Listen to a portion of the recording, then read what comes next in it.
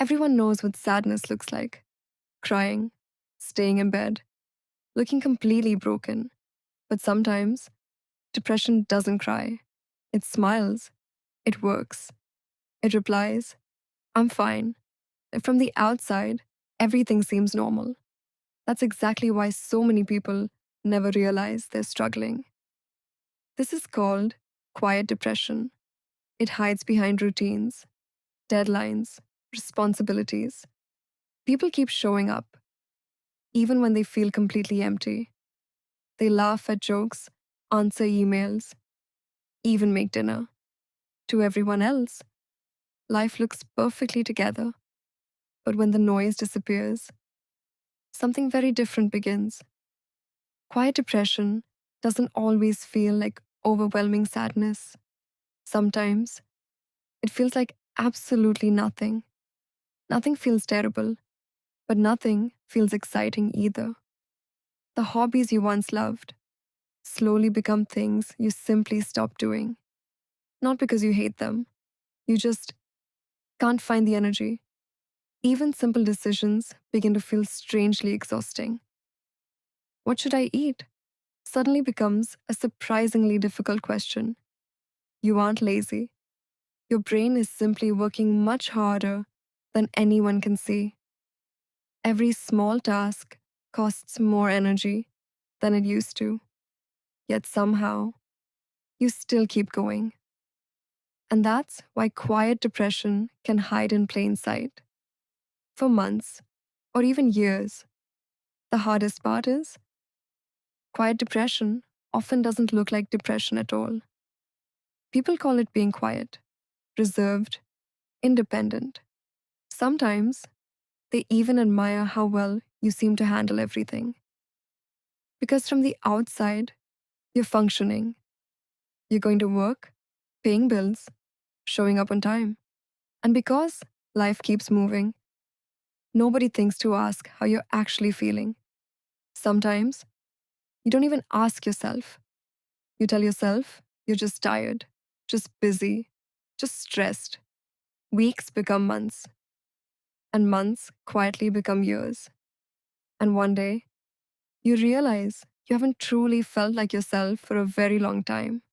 So, why does quiet depression happen? Why do emotions slowly disappear instead of exploding all at once? Our brains aren't designed to stay under stress forever. When pressure never seems to end, the mind begins protecting itself, not by making you stronger, but by making you feel less. It's like your brain quietly lowers the volume on every emotion.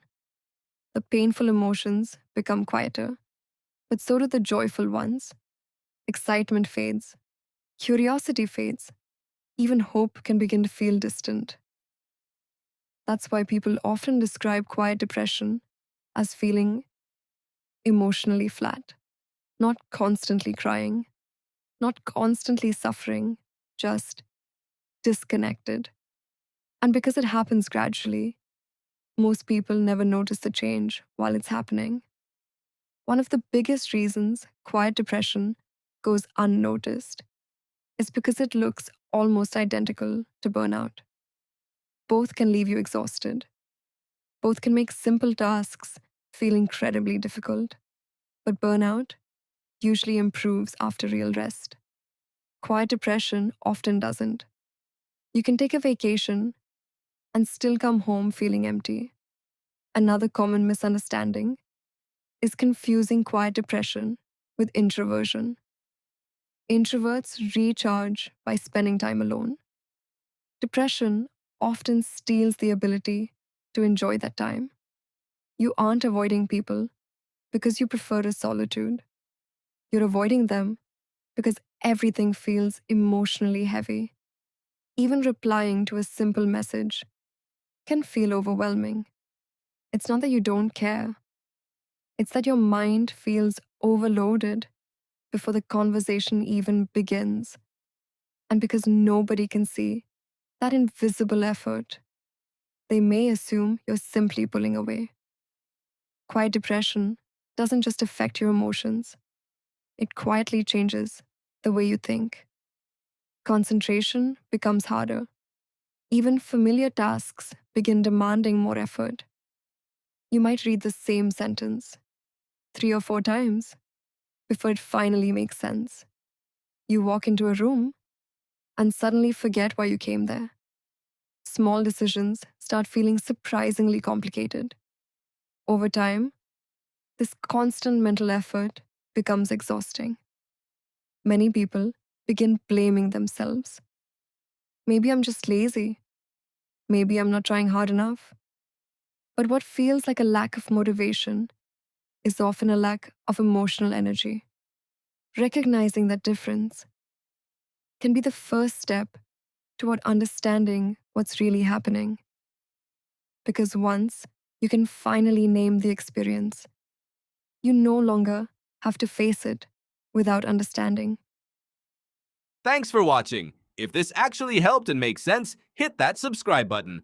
Let me know what I should break down next in the comments. See ya!